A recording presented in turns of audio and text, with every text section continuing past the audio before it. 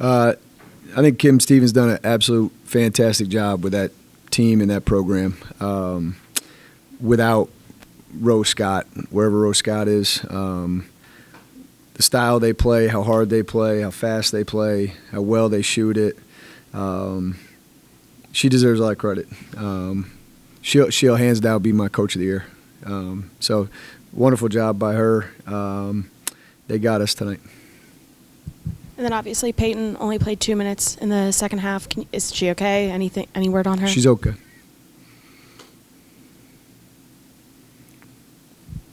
Did you feel like there was a shift in momentum there at the end of the first half when they get those 5 points and it seemed like a snap of a finger? I mean, that's how they play, though. Hindsight, do I just pass the ball in and take 1.3 seconds? No, I went for a play we had ready. I thought we had a chance to catch it and score it. Turned out like a 5-point swing, really, really bad in our favor. So didn't work out well. It's not why we lost the game. We didn't come out in the second half with the same gusto that we started the game with. And then do you have an update on Micaiah? Is she okay? She's okay. What do you feel like kind of what happened in the second half? What was the factors that kind of you felt the team wasn't? And also, like, how did you think that your defense played after kind of in the second half? I thought we didn't defend very well in the second half at all. If you look at their shooting percentage, I don't know the math on that exactly, but you're looking at 55% from the floor. So starting there, it's not good enough defensive effort. On the glass, we were a little bit better. But you're turning it over at too high of a clip, and you're not able to get stops. And so I give them all the credit. They were masterful with that. And, at times they were unguardable for us. Bree Campbell was unguardable. Abby Beeman was unguardable. Aislinn Hayes was unguardable. Sydney Scott, whose mom played here. I was glad she was able to come here and play well. So they just outplayed us. Ran faster, went harder, made more shots, turned us over. Also playing against that high of a press, how did you feel the team kind of prepared for it, and how did you think that it kind of played out tonight? Because it seemed like sometimes y'all had it figured out, and then just how's the adjustments kind of work with that during the game? I thought our red team, our practice guys during the week, they were awesome. I thought they prepared us to make it exactly how it was. Excuse me. I don't think we attacked it the way I wanted to attack it.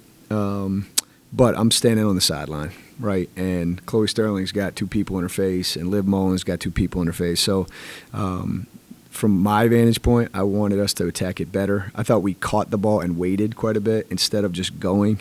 But, again, I'm standing on the sideline. And so I don't know what that pressure feels like. I don't know how good it is, how hard it is to get past them. It's what they do. It's a very, very imposing style. And there's a reason they are 7, 8, 0, whatever they are. I noticed that Amir Williams got more time on the court. How has she improved in practice, and what have you seen from her, and what do you want to continue to see from her? I thought she did great today. I thought we would have to use a little bit more depth with the pace they played. And so, she had a really good day yesterday in practice, and I thought she was ready to answer that call. I wish it was under better circumstances, right? Maybe she's the reason we win the game, but she's great on the glass. I thought she made good decisions, and has been very patient and always accepting whatever decision I make and whatever role she's playing. She's been very understanding with that. So I was glad to see her out there today making plays. What improvements are you hoping that the team will make for the next time they play Marshall? A lot. Let's not turn it over 20 times. Let's not let them have 15 offensive rebounds. We could just start with those 2. But, I know they only shoot 41% for the game, but the second half defensive effort is not good enough. And I'm not saying that like they're bad. They're a very, very good team, and they're going to be very hard to beat. And so, again, I really do. I think I've known Kim for I don't know how long, 7, 8 years, and it's unbelievable what she's done with that program.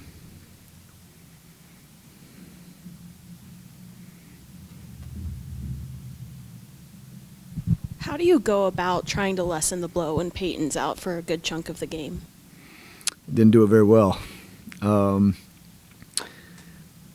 don't know. And here's what this team has been about is that it wasn't Payton's day today to play high minutes, and so we got to have people step up. And we fell short, but I think we have people ready to step up, and I think it's different, right? If you take anybody and put their minutes down like that,